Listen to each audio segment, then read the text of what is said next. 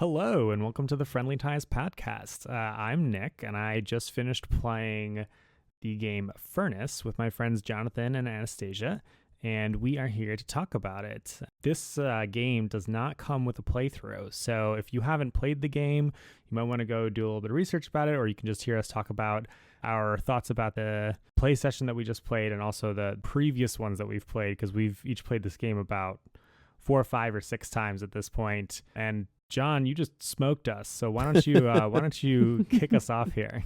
Sure, Oh my God, sure. Is this the first game that Nick has not won? Is this a moment? Is this a thing? Oh, is that true on the official channel? And then we I didn't don't- record sure. it. Oh, no. I lost Union Station. That's There's true. no proof. Yeah, that's it's true. Yeah, so let's just do a super quick overview of it. This is a engine building game with a really neat bidding system. There's only 4 rounds, and in each round, players are putting these tokens down with numbers. You're trying to take a card by putting the token with the biggest number, and if somebody puts a bigger token down, then that's fine. Your token still stays there, and you still get to activate that card just once instead of keeping it, and you get a bunch of stuff. The cards that you get, you keep in front of you, and you do this 4 times, and you build out this engine that quite literally just, it's kind of a cube pusher, even though the components for the most part aren't cubes. You're getting cubey things, and you're turning cubey things into other cubey things, right? Pretty much. Yeah, it's cube pusher for sure. I definitely agree with this game being an engine builder. I will tell the two of you right now, you might not know this about me, but I actually have a pet peeve about people calling games engine builders when I don't think that they're actually engine builders. Uh-huh. Really? Yeah. Like people will call a lot of like worker placement games like, oh, it's like an engine builder. Like you get resources and you put them in this thing. And I'm like, that's just getting resources and spending them. That doesn't make for an engine. It's Like called an if economy, right, not an engine. Exactly. For a game to be an engine builder for me, it has to say like, I do this and then therefore I can do this. And then that makes me do this, right? Like I need those like adjoining prepositions to make it actually feel like an engine builder to me. And this one checks that box. Yeah, 100%. It is. I mean, this is probably.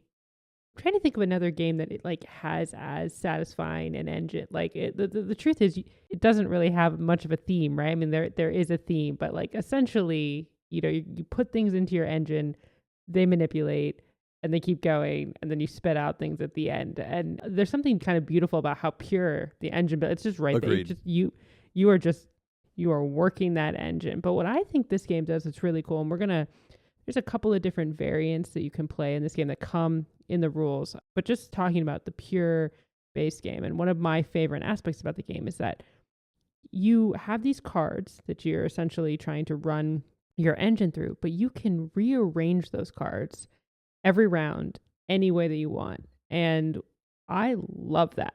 That's like one of my favorite parts about the game. And there's a variant where you don't do that. And we're going to talk about that, I'm sure, a little bit later. But one of the things I think is so cool is I feel like in a lot of engine builders, you sort of have a prescribed route of the way you're going to run things, right? You got to do this and then this and then this. And then that's kind of how it happens, or you're kind of stuck in the way you run those actions to make these things happen. And I love that after every single round, you get to sit there and you be like, well, here are my 4 or 5 or 6 or 10 cards or whatever. And I get to figure out what is the most effective way to make this engine work. And you basically get to rewrite it every single time.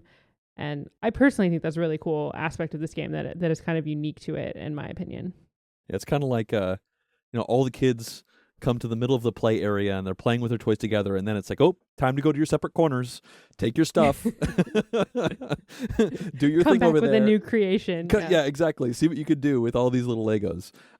Yeah, I agree. I mean, it's very. I mean, the name of the game is Furnace, and I have to admit, I've heard about this game for like 2 years. I've played it like 6 times, and I thought the name was kind of silly at first, and I've known about the game for so long that it's completely normalized in my head. But like, what is Furnace? Like, why we're not making heaters? I'm not. I think essentially it's trying to say the name of the game is Engine. Like it's just, and that makes sense because it really feels like everything has been stripped out that did not need to be there, which I actually really appreciate. There's a glut of medium to heavyweight Euro games with really thick rule books and 45 to 60 minute teaches, and then this swings around. The game usually takes about 60 minutes to play, but I could teach this game in less than 10 minutes easily. It's just very elegant. Like, honestly, when people ask me about, oh, what do you mean by elegant in games? Like, I kind of want to say, well, Furnace. Like, this seems like one of the most elegant games that I could think of because there's no if-else statements. It is what it is. The icons make sense. They do exactly what they do. There's no exceptions. And it does just barely enough to do what it is supposed to, but it still does it well. Yeah, definitely. The cards are very honest about what they are. It's just like, what's this card do? It gives you stuff. What does this card do? It eats stuff to make victory points. Like, it is very, very straightforward, or gives you money, whatever you want to call it. I don't care. Right. And something that you mentioned in there earlier, John, I also want to like bring back is there's the part of the game where you go play in your own corners, right? The simultaneous execution of your engines in there, which I think is largely a victory in this game, right? It makes the playtime shorter. It's generally pretty boring to watch other people just like take their cubes in and out of cards, but it's satisfying to do it for yourself. Yeah. So you all do that kind of simultaneously. I think the only drawback of that is that the game is prone to accidents that will like go unnoticed, right? Like a single sloppy play is not going to get noticed in that execution of things. But it's well worth it for the speed and like fluidity of the execution of that step of the game. Yeah. One other consequence that I was thinking about this in the game we just played is that because so much of it is simultaneous, the activation, and the part that's not simultaneous, the bidding part, is so tight, this is a very quiet game. I've noticed, like, you're not bantering with your opponents. There were a couple times we're playing where I was like, is this mic on? Like, can you guys? Okay, okay, we're definitely still all here because we're just kind of crunching and thinking, and like, I almost didn't want to say something or ask a question because I didn't want to derail somebody's thoughts. Because even though this game is very simple to teach, it's got a potentially dizzying maze of potential analysis paralysis, trying to crunch through if this, then that. And it constantly, at least for me, throws me chicken and egg questions where you have, these cards, you activate them in any order of your choice, but once you use it, you're done with it. But there's lots of cards that do like two things, like an A thing and a B thing. And I want to do the A part of this card, and I want to do the A card part of the other card, and I would only want to do the B part of the first card after the A part of the other cards happened. And it's just like, I just find myself going in an infinite loop where I'm like, okay, well, I'll do card 1 first and then 2. Nope. I need to do 2 first before 1. Nope. At some point, I got to kick myself out of this loop. All of that. Yeah. And then actually, it's one of the things that I feel like is a little bit of one of my more negatives about the game, which is that while you're totally right, it plays in 45 to 60 minutes. It kind of feels like a game that I want to play in like 30 or 45 minutes. And I've never played it at 2, so I can't imagine it play any faster though, because you're essentially doing the same things, right? Whether you're I don't think any of us have. I believe it has a dummy player that gets brought in. Honestly, I've never even read the rules to the 2-player game. Yeah, I've read them. It's a dummy player that brings in. It kind of messes with the auction component, but it's not going to change the length of anything. Sure. But I guess what I feel like is that I do think because the game is prone to a little bit of analysis paralysis, and surprisingly, this is one of the few games where I actually find myself not constantly stuck in analysis paralysis for some reason, which I don't. Maybe just because my last few plays, I played like a leaner number of cards, so I've just kind of kept my decision space smaller. But I did notice, like in this game that we all just played, John, you played like 10 cards, and I had 5. And so I was done running my engine, or 6. I was done running my engine, and in some cases, like a good 5 minutes before you were done running yours. Yeah. And I do think it can lend itself to a little bit of that kind of what feels like downtime, even though it's not. Because everyone's kind of doing their own thing, but there is kind of a waiting for everyone to finish running their engine, which is totally fine. But to your point, it's a quiet game. So it's not like you're sitting there bantering. You're just kind of sitting there waiting. And I do think that is one sort of, I can't even say that it overstays its welcome. It's not that. It's a really fun game. You just kind of have to be prepared for that. That if you're playing sort of different styles, or someone is really thinking through their stuff, and I have been guilty of this. You might be sitting there waiting while someone else is trying to work through their engine. Yeah, I think I had in the last round of this game we just played, I had 12 cards in front of me. each of which did one or two different things in different orders. Some gave stuff, some turned stuff into other stuff, and some turned stuff into victory points. And you and Nick were definitely having some nice conversations on the side while I was like trying to figure that out. And I'm glad that worked out. But yeah, it could definitely take longer. This is the most cards I've ever had. I played this game 6 times. This is easily the biggest score I've ever had. I cracked 100 for the first time ever, and I think it's because I had so many cards. I just won a lot of the bids, and and I had fun. I definitely enjoyed winning, but it also was the most analysis paralysis I've had in this game was in this last play because I had so many cards to mess around with. Right. I'll dispute the point a little bit in saying that I don't think this game induces like any AP in me, and what being the games person who's do induce No, AP in Nick? Gollum. That's true. That yeah. is true. That is true. If a game induces AP in Nick, you know it's a thinker. Yeah. But also, right, as the person who ends up waiting for others to finish, because I'm usually not the one who's APing, I didn't feel like the downtime was too rough in this game. That's good. Because it's like, oh, I'll set up for the next turn, I'll collect the tokens, and then I'll look at my phone for 30 seconds, and then I'm ready to go. Like, it's good. It's true though. There isn't a lot to think about. This isn't though one of those games where you can then like plan ahead, right? Like True. maybe I guess if you dealt out the cards, you could start to look at them if your opponent wasn't looking at them, but you would have to like have that commitment, right? Because knowing what cards are coming is going to change how they might run their engine. So that is one thing that I have noticed is like it's not like there's something else for me to think about. It is sort of like okay, I'll just check my phone for a minute here, which is fine. It's just something about the game. Honestly, I think that's a great lead into another interesting topic about the game, and that's the randomness of the cards. You have this deck of cards. There's a whole bunch of them, and in a 3-player game, you're going to deal out 7 of them in each of the game's 4 rounds. And there's randomness of the draw from that deck. And specifically speaking to the play that we just had, I know that both of you looked at the final set of 7 cards. It's the 4th round. We lay out the cards. We all look down to see what we can do, and you both said, oh, it looks like I'm not going to do much this round because there's no way to get more oil being one of the many resources in the game. And that, was random. Anastasia, you dug through the rest of the deck and saw that almost every card that was not dealt out at the end of the game would have been better than every card that was dealt out to the row. And, how'd that go for you? I'm actually trying to think if that's ever happened to me before. There's only 4 resources in this game, right? It's coal, steel, oil, and then the sort of would you upgrade token resource? Yeah. Would you even call that there's this 4th resource, and it's true that you kind of have to pick a direction that you're, and usually you need a little bit of everything, but for the most part, you're probably going to specialize in 1 or 2 that are going to generate points in your engine, and you're going to want to produce that to then turn it into points on another card and make your engine work.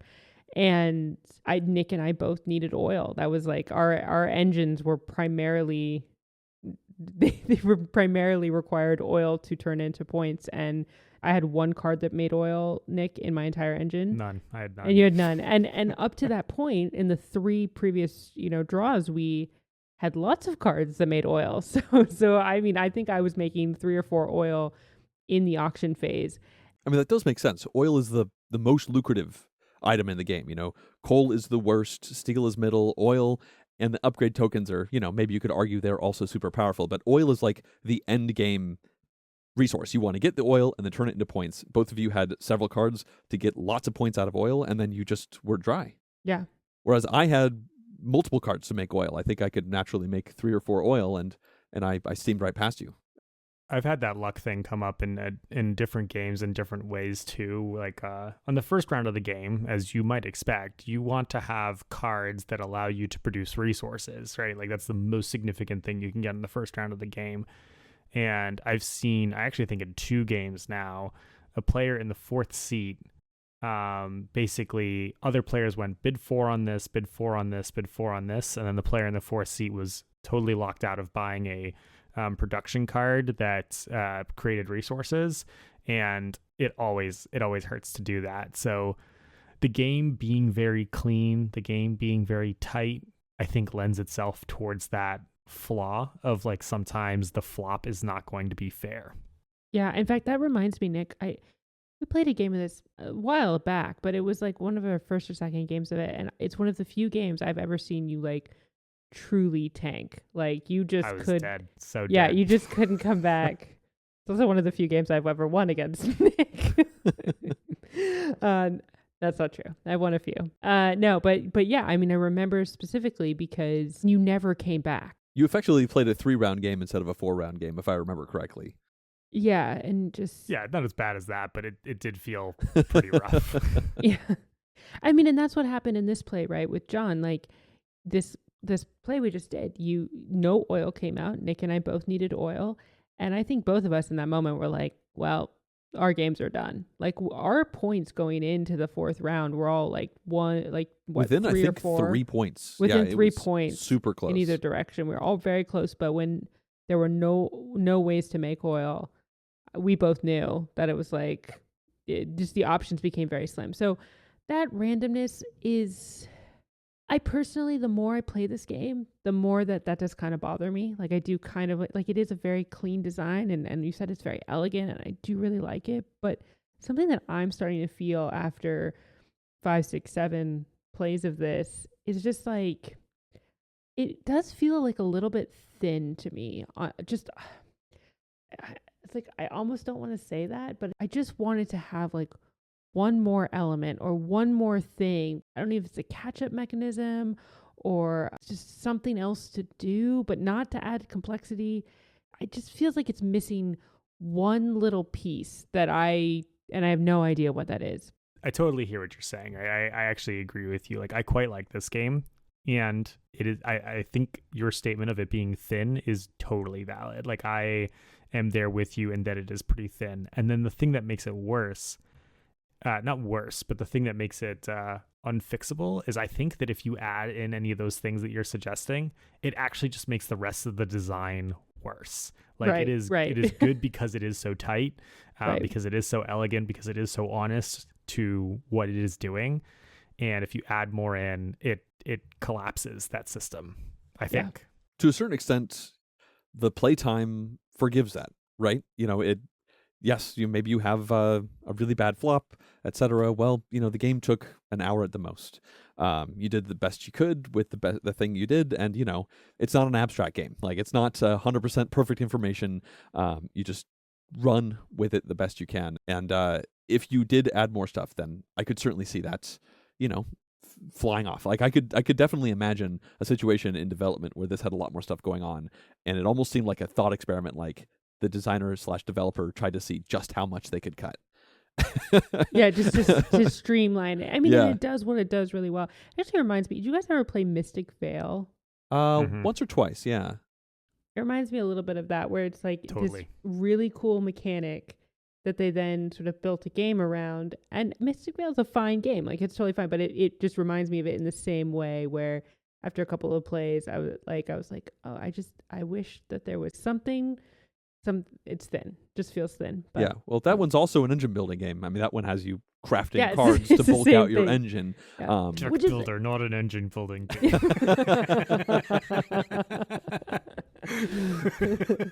Oh man, that Fair could be point. quite a tangent. Fair But point.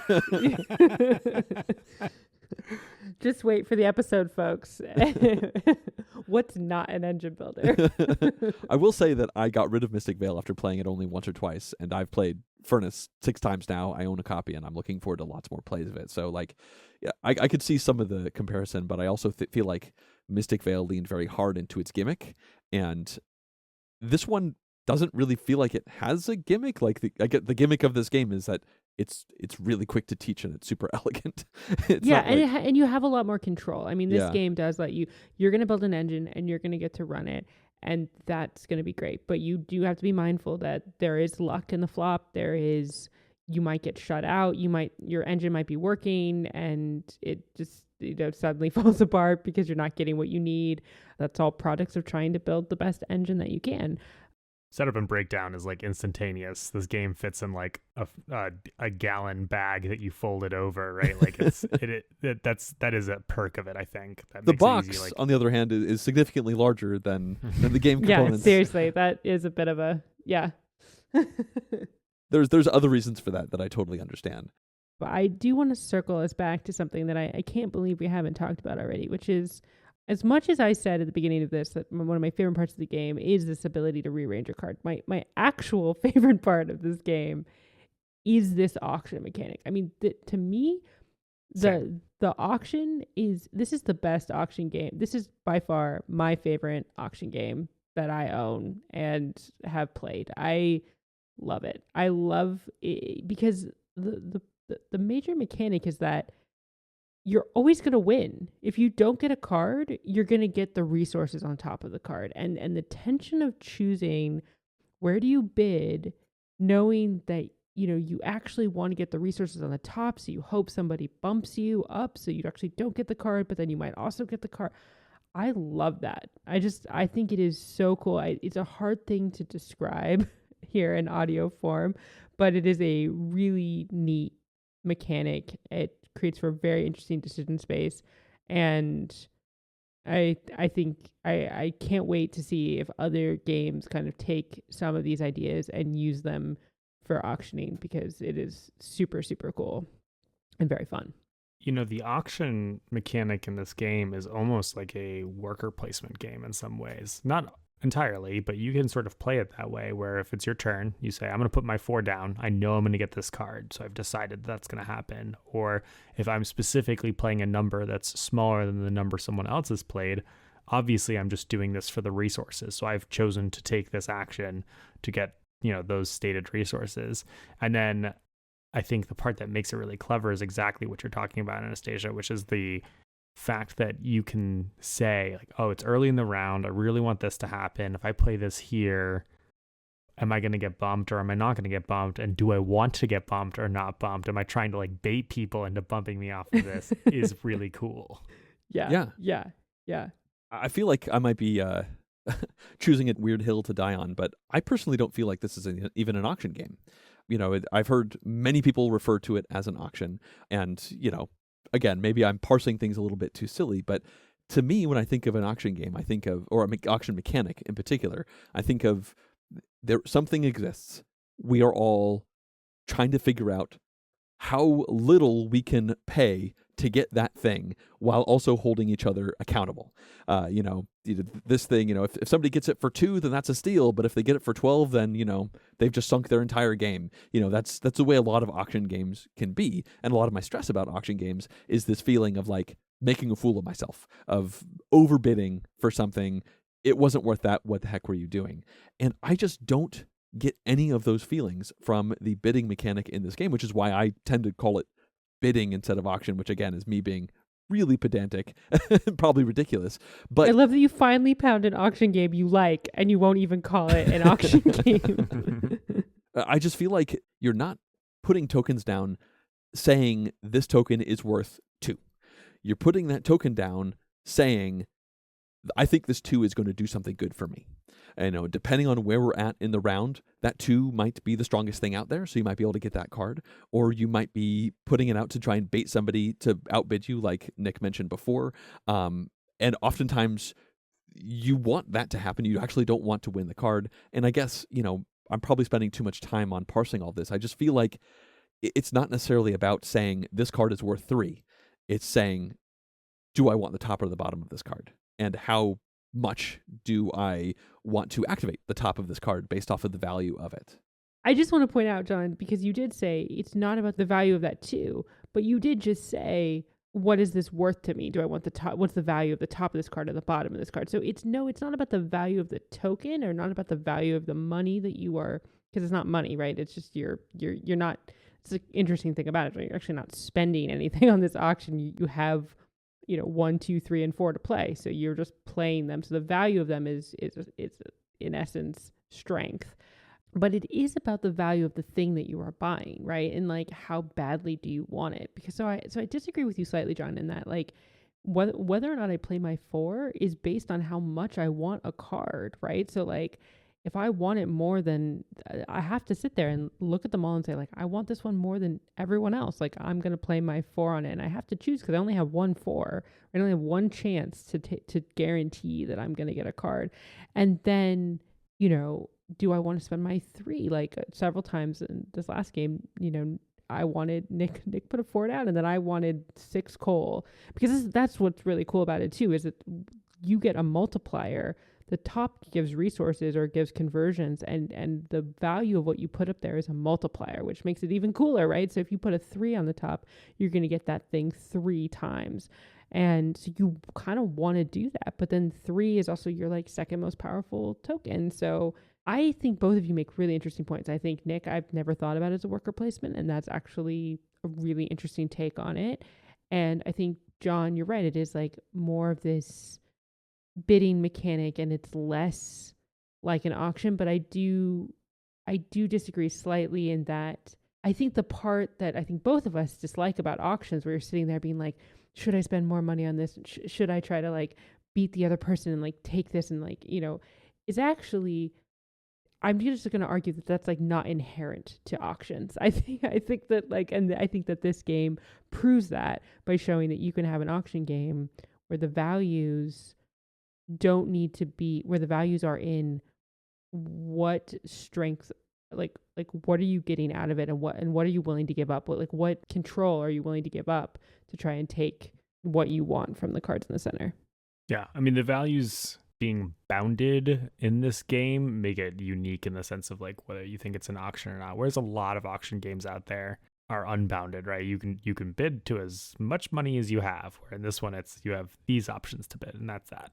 Yeah, I guess one of the reasons why I wasted some air on this this thing is a lot of people run away screaming when they hear the word auction, and I just don't feel like this feels like an auction game. But that's why we got to rebrand it. People who run away, and let me say this right now, yeah, people who run away screaming from auction games, you should play this game. Like, I personally feel like this is what all auction games should be. Like, I'm one of those people. I'm like, I don't like auction games. In no small part because you can rarely ever play them with less than 3 players. So that is a limitation. I like my games to have a 2-player component. But for the most part, I get super stressed. I mean, we played Raw. That's a whole separate discussion. But like, I get super stressed in auctions. And so I personally love that for me, this is auctions rebranded. It's the total rebrand of the auctions. This is what, when people talk about auctions from now on, this is how I want to think about it. Well, that kind of leads us into the variants. And we've been playing this a couple different ways lately to kind of explore all of these. I mean, I think we've all played it the kind of basic way a bunch, right? Just the way we described it. You just take cards, you can rearrange them in any order. And we actually don't play, for most of our plays, we haven't played with any of basically the asymmetric powers. Well, there's 2 main variants. One is everybody can start with an asymmetric power. It's a card that just says you break the game in this one way. And the other variant involves how you actually build out your factory. What we just did like an hour ago is we played with the asymmetric powers. It's the second time I played with them and the first time for both of you. So let's talk about that one first. There's, I believe, 6 different powers that come in the game. We just dealt them out randomly and played with them, and they vary quite a bit. One of them just says ignore essentially all of the placement restrictions in the bidding phase of the game. Another one gives you an extra pawn. The one that I had in this game let me spend a couple of coal, which is the cheapest and easiest to access resource, in order to reactivate one of my cards. So I had a monstrous amount of cards already, and then I also had this asymmetric ability to reactivate the best one for me in that exact moment. I know Nick had a power that let him get more resources than the rest of us when he lost out on the bids, and Anastasia was a lot more flexible at upgrading cards, essentially making them more powerful. And what was your impression of those? I did not care for the asymmetric variant. It added rules overhead that I don't care about, that I didn't think was terribly interesting. At the end of an asymmetric game, I want to look at someone else's power and say, ooh, I want to try that. I didn't say that in this game. I just said, I mean, it didn't add anything for me. Yeah, like you get to like cheat a little bit, and that's nice, but I don't think that the design warranted it, and as far as I'm concerned.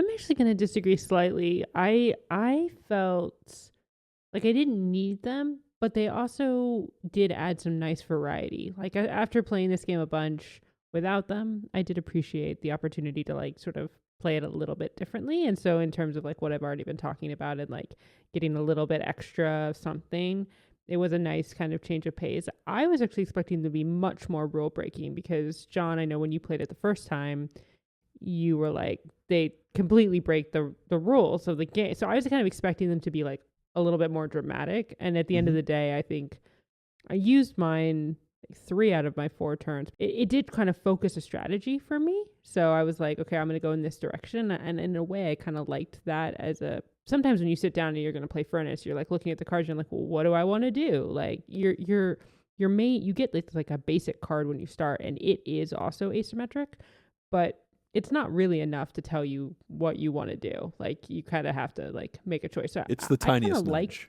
Yeah, the tiniest nudge. I kind of liked it for that.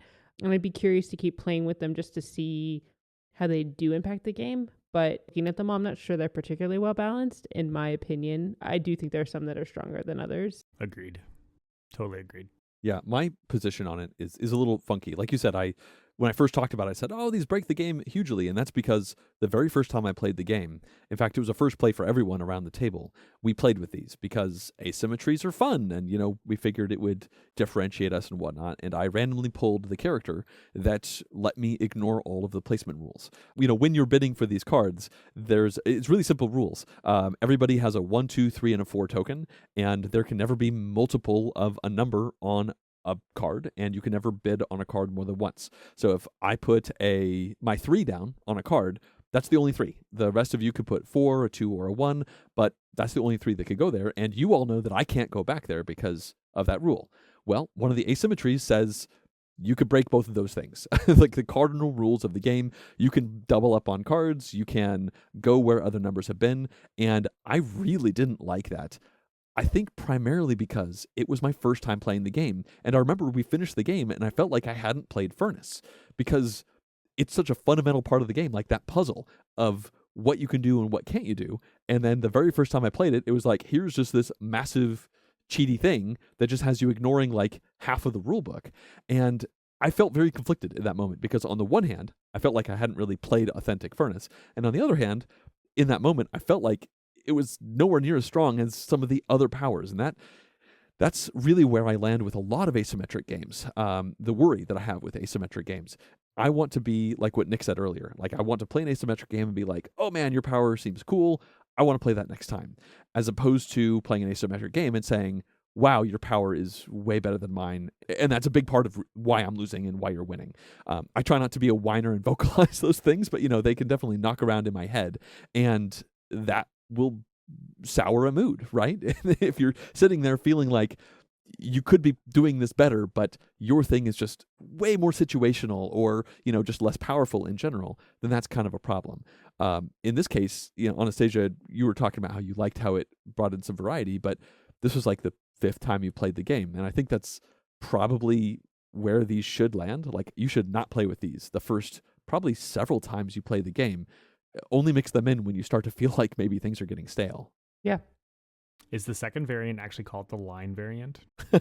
I'm not sure. So yeah, the second variant, it's quite interesting. So normally, like Anastasia mentioned before, one of her favorite parts of this game is the fact that when you run your engine, you mix and match. You just smoosh your cards around and put them in any order of your liking. But instead of that, you could play an official variant. Both of these come in the rulebook, where when you take cards, you add them into a line. You could put it anywhere in the line. You could split the cards up and then slide it in between other cards. But once a card is there, you can't rearrange it. And then when you run your engine, you just go from the left to the right. And that can potentially change the way the game feels. I feel like all 3 of us have pretty different opinions about it. So Anastasia, why don't we start with you? Because you talked about loving what this variant kills. Yeah, I mean, I made no secret of this for weeks, maybe even months before we actually got around to playing the line variant. I was like, I don't want to do that. I was just No, thank you. Please don't make me. But I was curious to try it, but I was just like, what I was afraid of, and I just kind of like spoiler, like I actually did enjoy it. I enjoyed it more than I expected to. I don't know if I would choose to do that, but knowing that that's now John's, another spoiler, John's favorite way to play, I'm sure I will be nudged to play it that way again. But what I was expecting was that I would feel really frustrated that like everything was in a line and that like at some point I would need steel or something and I'd have a card that produced it. But kind of like John, you were saying earlier, like you want to make sure you can play A before B and B before A, that I would get really frustrated that like my engine would basically like go kaput because I couldn't move my steel to be in front of another card that I needed it to be in front of, to, because with that randomness of the way the flop comes out, I start to feel like I need that flexibility to mitigate the randomness of the cards that come out so I can adapt my strategy. And in fact, that happened in this last play when no oil came out. I really needed to be able to move my steel in a completely different place so that I was able to generate what I needed to then make some points, because I could no longer had an option for oil. My game would have ended. There wouldn't even been hope beyond that if we had been playing the line variant. And so that's my biggest issue with it. And it remains my biggest issue with it, is that like part of the fun is the flexibility of being able to arrange it. And for me, in terms of like what gets under my skin with games is feeling trapped and stuck, within what I want to execute. And that is what induces AP for me. So I felt like I had more AP trying to make sure I played my cards in the most flexible order possible, knowing that they could never be rearranged, than I did in this game, where I was like, I still kind of placed them in a line, to be perfectly honest with you, and kind of kept it that way. I kind of liked the constraints. It does kind of give you some constraints. It sort of forces you to sort of be like, okay, I got to kind of think about them. And you do have more flexibility than you expect, because you can push things out and push things in. You just can't completely reorder them. And so in that way, I still enjoyed it. But I do think from my personal playstyle, it induces more stressful analysis paralysis in terms of making sure I make the right decision, if you will, in the moment. Sure. And I'm on the other side. Like spoilers, like you said earlier, I adore this variant. I personally feel like this should be the rules. I feel like the run your engine in any order, that should be the variant. And, maybe that's just me being a little bit silly, but I really get into the mechanics of things and the potential elegance of things. And one part of this game, which you probably don't know because this is a podcast, it's an audio medium, but when you're bidding on those cards, trying to see if you get to take them or maybe you just get resources from them, they are in a line. You put them in a line out in the middle of the table, and that is important because once you finish bidding, when you get resources instead of taking the cards, you start at the left and you work over to the right. So baked into the game, there's already this idea of a line of cards that are going to run from the left to the right. So then it just flows really well to me to have this idea where you have a line of cards in front of you that you once again activate from left to right. When we were just playing this last game, we used the asymmetries, but we did not use the line variant. And I found myself wishing that we were because I had so many cards, more cards than I've ever picked up in a game before. I had, I think, 7 at the halfway point and 12 when the game was over. And part of the reason why the two of you got to have conversations while I was spinning my wheels trying to run my engine is because I was just flooded with options. So many different ways to run these. And I was just wishing that they were just cemented in a line, that the inefficiencies would be baked in and just part of the existence of the game. Now, there is, definitely other areas for analysis paralysis when you are using this variant, specifically where do you put the cards? And I totally get that. But also at the same time, I personally feel like my analysis paralysis is far less, like 25% when using this line variant, because so much is baked in. I can look down and just read my engine almost like it's code. This goes into this goes into that.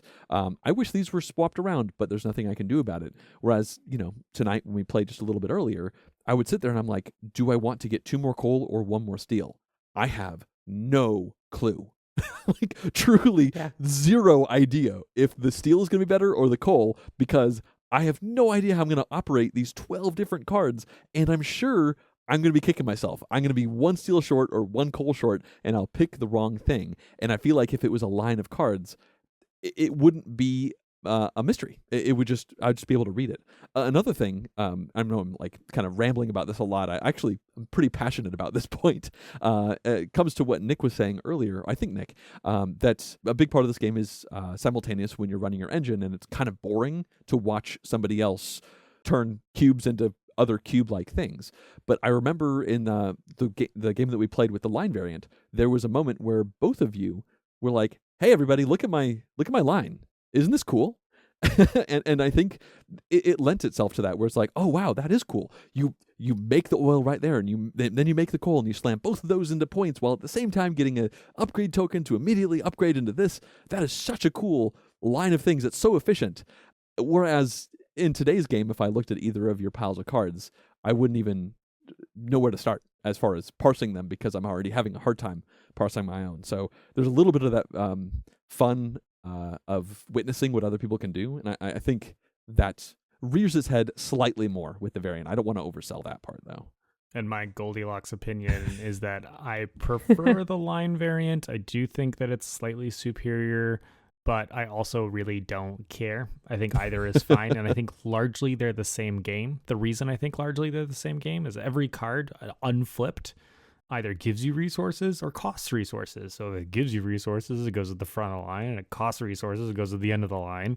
And then the nuances just come out in terms of like when they flip, is it now adding more resources or consuming more resources? And then those little nuances mean you're going to have inefficiencies here and there based on what cards you flip and where they are on your line. And I think that little extra challenge is fun, but also I think can lead to an emotion where you're like, well, if I'd just been able to flip this and this card, I hadn't put this here at the beginning of the game, I would have had 4 more points, and that would have been the game-winning thing right there. So that feeling of resentment does possibly exist in the line variant. You're not going to have that in the other game. Yeah, I think maybe part of the reason why...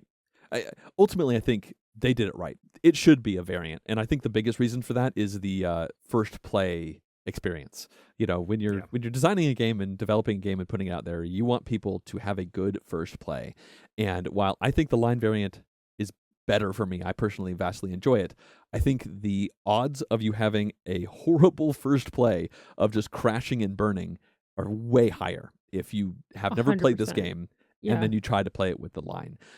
Because, I mean, even in the one play that we did, you know, only one of your buildings lets you upgrade other buildings. And I know that both of you were commenting that if the next time you play with the line variant, you're going to pay much different attention to where that is in your overall line. And that was coming from a couple people who have already played this game a bunch.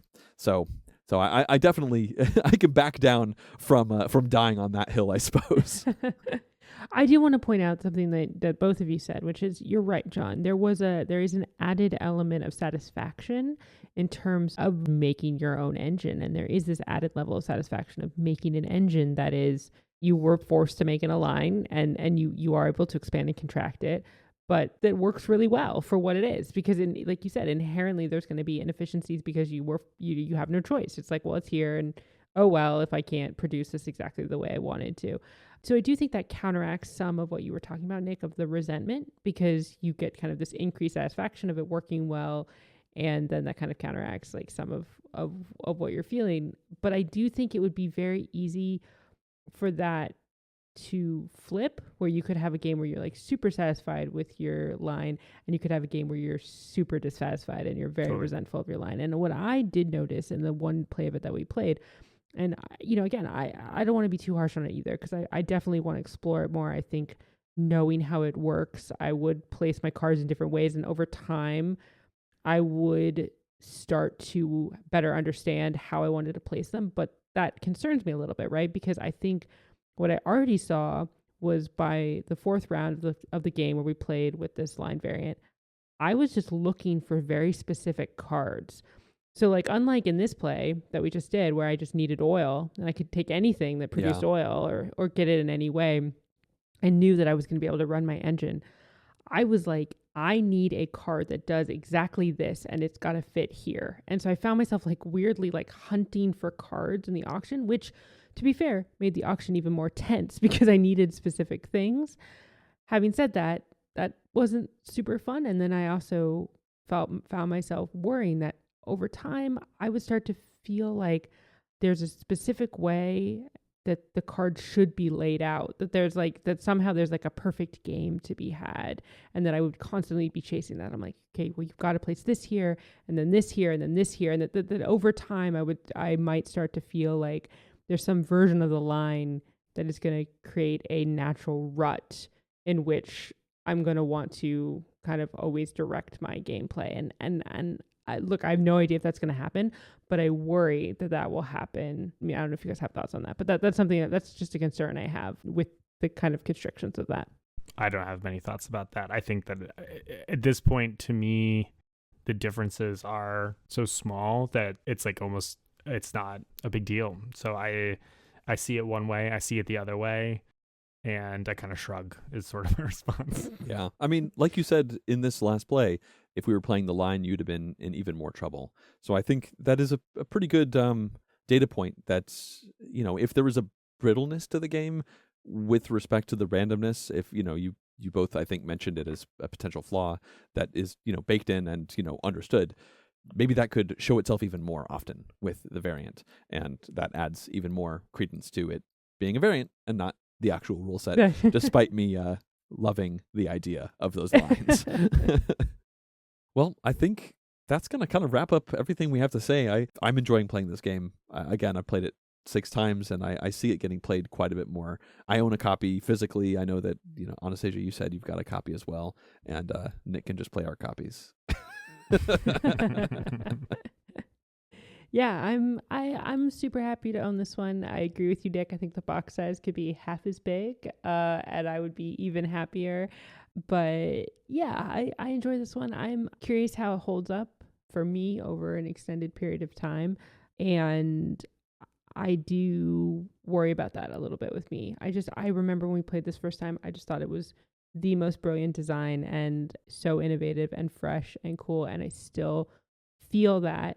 But I do feel like coming back to it more and more, when I sit down at the table, I'm not quite as excited as I was that first time. I find myself kind of being like, okay, here we are, like, okay, we're going to play this. But I always enjoy myself. Every play, I enjoy myself. But I do kind of go back to what I said earlier about it just feeling like a little bit thin, where I just kind of like, I still kind of want it to have something. So I'll be curious. I'll be curious to see what these guys do with the design, if there's an expansion, if there's otherwise. I heard you, Nick, and saying anything else that's added will kind of like break the game. So I have no idea, but I'll be curious to see where this sits in my collection in a year. But right now I'm super happy to have it and very happy to keep introducing it to people. Already played it with my family and other people. So it's a great, easy game. This definitely is a good, it's not a gateway, but it's like a good gateway for people who can handle like a solid Euro game. But that's like where it fits. A level 2 game, right? Yeah, level 2 gateway. Yeah. Well, I think that's going to wrap us up for this discussion on Furnace. If you just listen to us through a podcast service, we also have a video on YouTube where you can go and put comments if you want to add to the discussion, give us some feedback about what you thought about the game or just what we said about it. We'd really appreciate hearing from you. Thanks for listening. Yeah. Thanks, everyone.